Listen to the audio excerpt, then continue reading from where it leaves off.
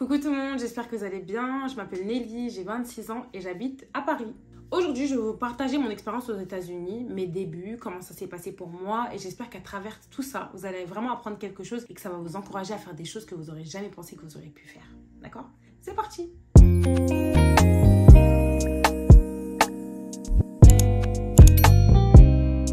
On va commencer par mon début, quand je suis partie aux États-Unis. Donc, il faut savoir qu'en partant aux États-Unis, j'avais commandé un Airbnb, d'accord? Il faut absolument que je vous raconte cette partie-là pour que vous compreniez plein de choses après. Donc, j'ai commandé un Airbnb et dans ce Airbnb-là, j'ai dormi chez une famille, plus précisément chez une femme qui s'appelle Yenenda. C'est une dame qui était chrétienne. Au début, je ne savais pas ça. C'est quand je suis rentrée chez elle, j'ai senti une sorte de paix que je n'avais jamais sentie avant, tu vois. J'étais vraiment en paix chez elle. Je sais pas, c'était une petite maison trop mignonne et vraiment, tu sens une paix qui est pas normale. Genre, c'est vraiment...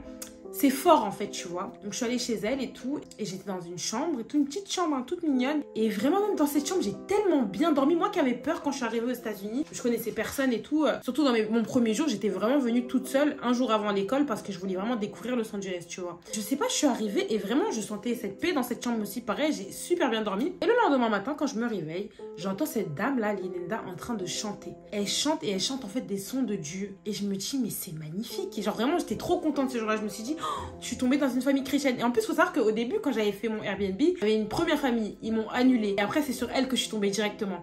Dieu ne fait jamais les choses par hasard. Écoutez comment elle aura un rôle dans ma vie, cette dame. Donc du coup, je sors de ma chambre et tout parce que je voulais absolument aller la voir en train de worship, tu vois. Je vais la voir et tout et je parlais pas très bien anglais à ce moment-là, tu vois. Je lui dis, oui, bonjour madame, vous êtes chrétienne? Et elle me dit, oui, je suis chrétienne, toi aussi et tout. J'ai dit, mais oui. Elle m'a dit, tu sais que dans ma maison, j'ai écrit plein de scriptures. Donc elle a écrit plein de versets bibliques dans toute sa maison. Et dans la chambre où je dors, elle a prié, elle a fait une onction d'huile et elle a écrit plein de scriptures aussi. Donc ça veut dire que quand les gens ils viennent chez elle, s'ils sont evil, ils vont pas se sentir bien et ils vont annuler la dit. Il y a le nombre de personnes qui sont venues à peine au pas de ma porte et qui ont annulé la chambre. Il y en a eu tellement, mais elle a dit, je remercie tellement Dieu parce que je sais qu'il y a des anges devant chez moi. Carrément, quand elle disait les anges, et ben c'est comme si que je les voyais. Genre, je sais pas comment vous expliquer, mais quand elle parlait, en fait, je voyais ce qu'elle disait, tu vois. Et je disais, mais c'est pour ça que je me sens aussi bien dans votre chambre. Et j'ai dit, mais elle me dit, mais oui, parce que chez moi, c'est la maison de Jésus. Vraiment, quand tu rentres ici, si t'es pas quelqu'un de bien, tu vas vite sortir. Et j'ai dit, mais oui, c'est vraiment ça. Et donc, du coup, après, elle m'a proposé de prier pour moi, pour mon parcours, en fait, mon futur parcours aux États-Unis. Elle a speak life over me. Genre, elle a vraiment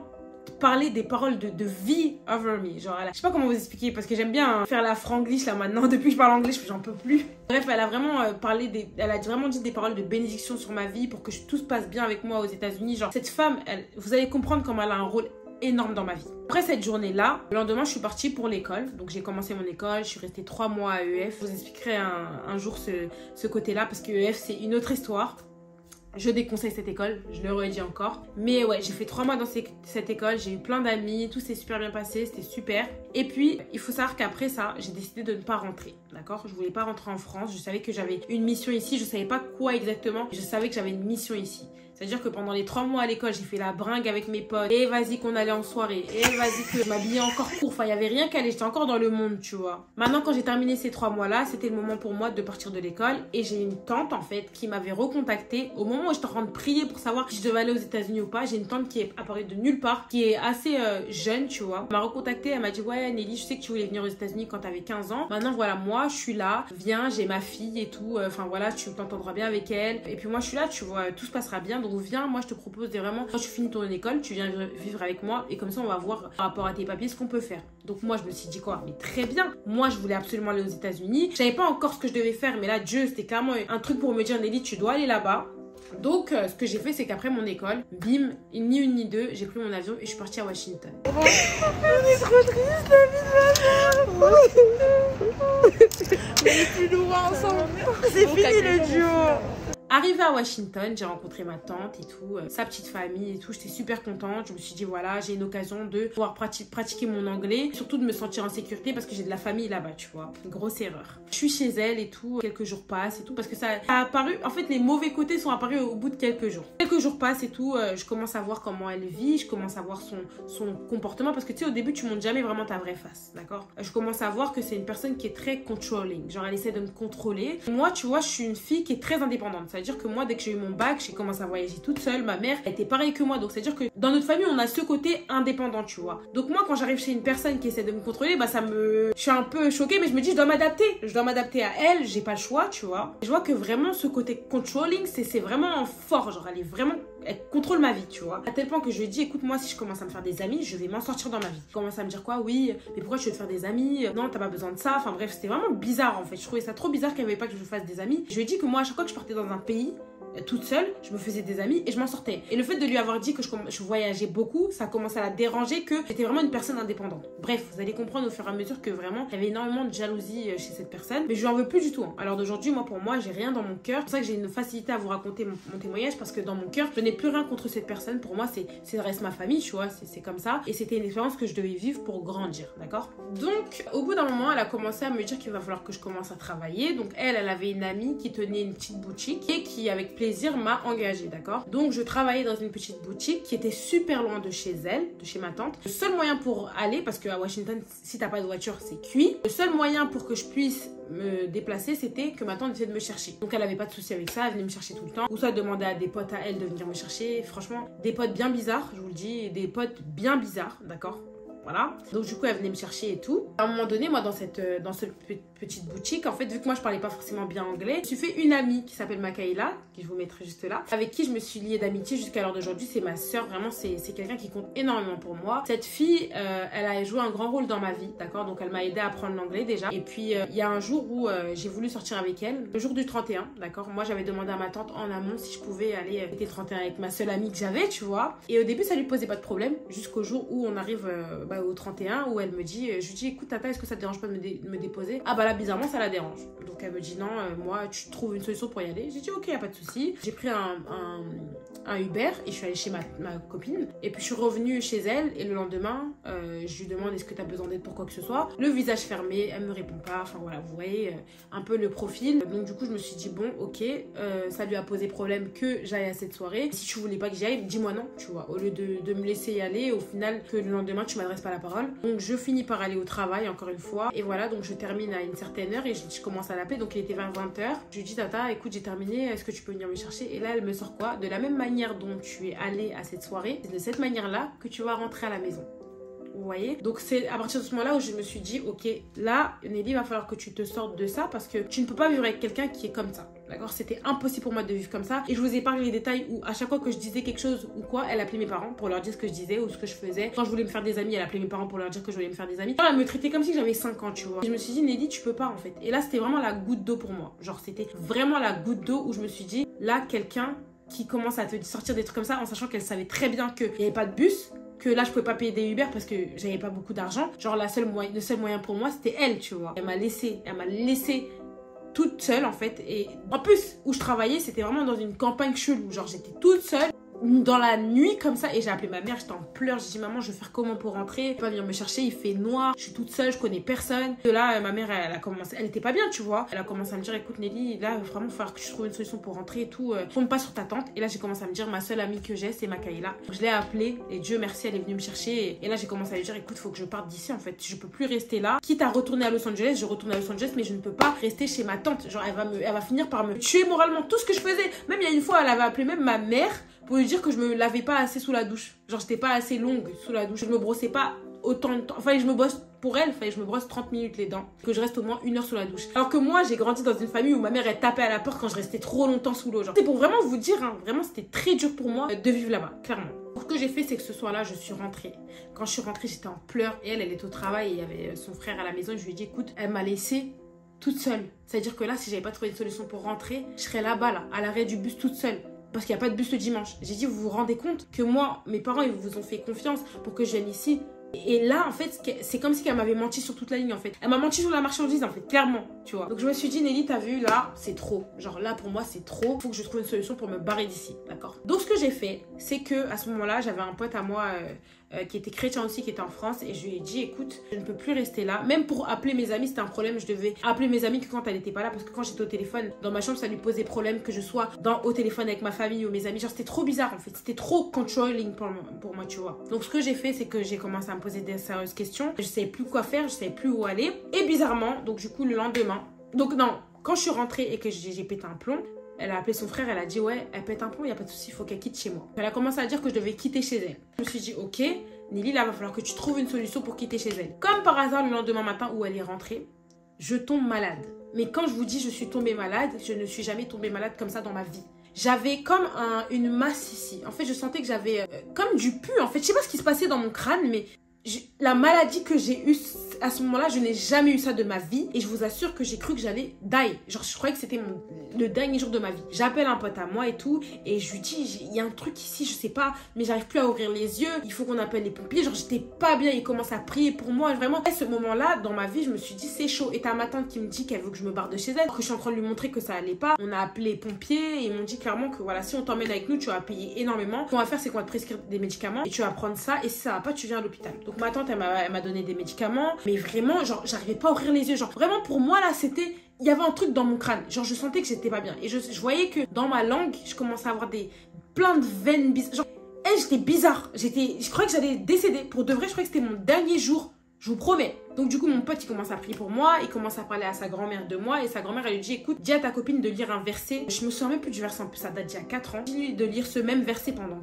3 jours. Et au bout des 3 jours, il va se passer quelque chose dans sa vie. Moi, je me suis dit qu'au bout des 3 jours, j'allais décéder. Alors pour moi, c'était ça. Pour moi, j'allais décéder. Et donc du coup, je commence à lui dire, ok, je vais faire ça. Je lis le verset pendant 3 jours. Et je reste dans mon état. En fait, j'étais... mais vraiment, mon crâne, et je vous promets, chaque jour, c'était pire. Genre vraiment, je me disais, mais purée, je pouvais plus ouvrir les yeux. Et je coulais du pu du nez. Genre, c'était du pu. C'était même pas d'amour, c'était du pu. Si je vous dégoûte, mais j'avais du pu. Genre, je sais pas comment expliquer. Je pouvais pas faire comme ça parce que dans mon crâne... Bref, j'avais un gros problème. Vraiment, j'avais un gros problème. Pendant ces 3 jours, je fais que lire ce verset et prier par rapport à ça. Et pendant ces 3 jours aussi, ce que je fais, c'est que je commence à... Vu que avant, quand j'étais en France, j'étais animatrice et j'ai déjà fait du babysitting, je me suis dit quoi, je vais aller sur Facebook et je vais commencer à apply à des familles, genre envoyer des messages à des familles, me présenter et dire que voilà, je cherche une famille qui voudrait bien m'accueillir et que je puisse dormir chez eux et en même temps m'occuper de leurs enfants. Je commence à envoyer là les messages, j'envoie plein de messages et tout. Pendant ces 3 jours, vraiment, j'essaie de faire ça. Je me dis voilà, au bout des 3 jours, je sais que Dieu va me répondre, je sais qu'il y aura quelque chose. Donc, Nelly, fais ça, tu vois. Du coup, arrive le dernier jour du jeûne. Et là, je me dis, ok, donc là, je vais mourir. Clairement, pour moi, je me suis dit que c'était fini pour moi. Je commence à écrire une lettre à ma mère et tout. Et vraiment, je vous dis, là, je pensais que c'était fini. Parce que j'étais tellement malade. Et en plus, pendant tout ce temps, pendant les 3 jours où j'étais malade, j'avais ma tante qui m'envoyait des messages. Ouais, c'est quand tu quittes de chez moi, c'est quand tu te sens mieux. Et dites-vous que à Washington, il neigeait à ce moment-là. Genre, vraiment, elle voulait me mettre dehors, alors que j'avais rien, nulle part où aller. J'ai dit, je fais confiance à Dieu. Je sais que dans ces 3 jours-là, il y aura quelque chose qui va se passer. Donc, j'ai intercédé pendant les 3 jours. On arrive à la fin des 3 jours. Le lendemain, je me réveille. Et je me dis, oh, dinguerie, je suis réveillée. Genre là, je suis pas morte. Genre, c'est qu'il y a quelque chose pour moi. J'ouvre Facebook, devinez quoi? Je vois 7 familles qui m'envoient des messages pour que je puisse être prise chez eux. 7 familles. 7 familles et je me dis, Seigneur, j'ai dit, Jésus t'a répondu. Je vois une à Miami, une à New York, une en Pennsylvanie, une en Californie, une à Washington. Et je me suis dit déjà Washington c'est mort, je vais pas rester ici parce que j'ai pas envie de recroiser ma tante. Et en sachant que ma tante, je commençais à lui dire que je vais retourner en France. Je voulais pas qu'elle sache que je voulais rester aux États-Unis. Donc je commençais à lui dire que je retournais en France. Elle m'a dit dans tous les cas, sans moi tu y arriveras jamais. Genre pour elle en fait, dans ma vie j'allais jamais réussir sans elle. Donc je me suis dit quoi, tu sais quoi, je vais lui dire que je rentre en France. Voilà, comme ça c'est bon. Donc moi je commence à voir les familles et je commence à prier à chaque fois pour chaque famille, tu vois. Il y en avait une qui me répondait plus, ou il y avait une qui me correspondait pas forcément au niveau de où c'était. Et il y en avait une à Miami, et il y en avait une à Los Angeles. Non, en Californie. Et celle de la Californie, d'accord. C'est une dame qui m'a contactée, d'accord. Elle avait pas de photo. Genre je me suis dit mais dans quoi je m'embarque en fait. Elle a pas de photo. Elle commence à me dire qu'elle a atteint d'un cancer du cerveau. Elle a besoin de quelqu'un qui s'occupe de sa famille recomposée. Donc en gros son mari il avait 2 enfants et elle avait 2 enfants. Son mari il était riche et qu'elle avait vraiment besoin de quelqu'un qui pouvait s'occuper de ses enfants parce qu'elle y arrivait plus. Et moi je me suis dit mais c'est bizarre. Elle a une photo genre des fleurs ou je sais pas quoi. Il y a pas de photo de la famille, il y a rien. Genre mais cette famille elle m'intriguait de ouf hein. Genre je me suis dit mais Nelly mais qu'est-ce que tu... Genre je sais pas. Tu vois, t'as 7 familles, mais c'est sur elles que tu bloques, tu vois. En sachant qu'en Californie aussi, il y avait mes amis de l'école où j'ai été, tu vois. Ça m'aurait aussi arrangé de revenir là-bas, tu vois. Donc, je commence à prier et tout, et il y a quelque chose qui me dit que, vas-y, laisse-leur la chance de t'appeler. Donc, je dis à la dame, vas-y, vous savez quoi, madame, vous voulez m'appeler, il n'y a pas de souci, je vous appelle. Donc, je commence à l'avoir au téléphone et tout, et en fait, c'était vraiment une vraie personne. Elle me dit, oui, Nelly, voilà, je sais pas pourquoi, mais j'ai bloqué sur ton profil. J'ai vraiment envie que tu viennes nous aider parce que j'y arrive plus. J'ai un cancer et tout. Et moi, je lui disais, mais madame, vous savez que Jésus peut vous apporter la guérison et que si je viens chez vous, je vais vraiment prier pour vous. J'ai vraiment besoin d'avoir des confirmations que vous êtes une vraie personne. Est-ce qu'il y a possibilité qu'on fasse un FaceTime? Elle a dit, il n'y a pas de souci, quand mon mari rentre ce soir, je fais un FaceTime avec vous vous et mes enfants. Comme ça, vous allez voir qu'on est réel, tu vois.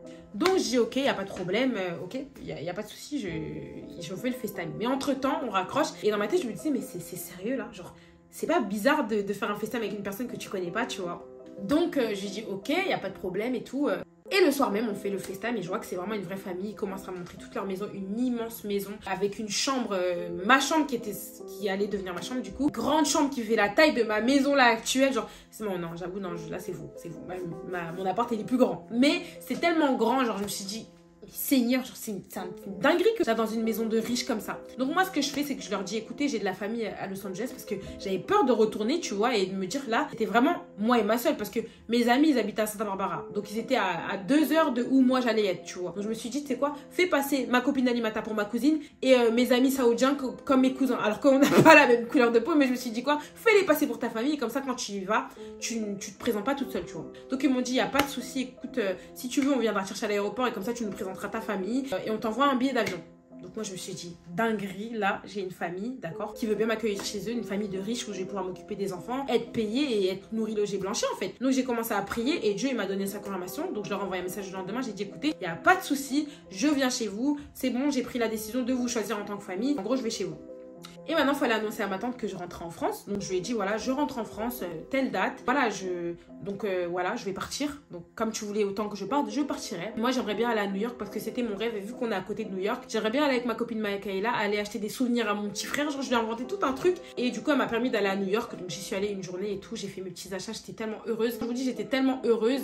C'était vraiment... J'étais trop contente. Mais il faut savoir que je suis sortie Ah oui, parce qu'en plus, quand j'étais à New York, j'étais aussi encore malade. Je vais vous montrer ma tête, comment j'étais quand j'étais malade chez ma tante. Genre, vraiment, j'avais tellement perdu du poids. Genre, j'étais... mais laissez tomber cette maladie de nulle part, là. De nulle part. Hein. Vraiment, je sais pas ce qui s'est passé, mais cette maladie m'a fait perdre tellement de poids. Donc, bref, je suis allée à New York avec mes amis. Bien le moment où je dois m'envoler pour la Californie. Donc, je dis au revoir à ma copine et tout. The last snapshot for now, but it's okay. Until we meet again, my friend. Oh, I'm so sad I love you. I love you too. Si je suis en train de stresser. En fait, je peux pas exactement vous dire ce qui va se passer. Juste, je vais partir de Washington tout à l'heure. Là, je pars à 3 heures d'ici et je dois être à l'aéroport pour 4 heures. Et en fait, je suis en train de stresser. Parce que vraiment, même vous, je pense que vous serez en train de stresser à ma place. Je vais aller prier pour me sentir mieux parce que là, je m'embarque dans un truc, si vous saviez. Mais si seulement vous saviez. Je pense que vous me prendriez pour une folle de faire ça. Mais bon, je pense que je veux quitter cet endroit alors. Bon. Que Dieu soit avec moi, vraiment. Et là, je prends mon envol et j'arrive en Californie et je rencontre la famille. Il y avait mes amis avec moi, je les ai fait passer pour mes cousins. Voilà, ils m'ont accompagné dans leur maison, donc comme ça, ils avaient l'adresse, tout. On rentre dans un endroit où, tu vois, tu vois où Easter Island, ceux qui ont regardé Desperate Housewives, vous voyez les maisons privées là où il y a carrément un portail pour rentrer, il y a des gardes et tout. C'était comme ça, je rentre et je vois plein de maisons et c'était tellement beau. Je vous promets, c'était tellement beau. Des maisons de ouf, des maisons de ouf.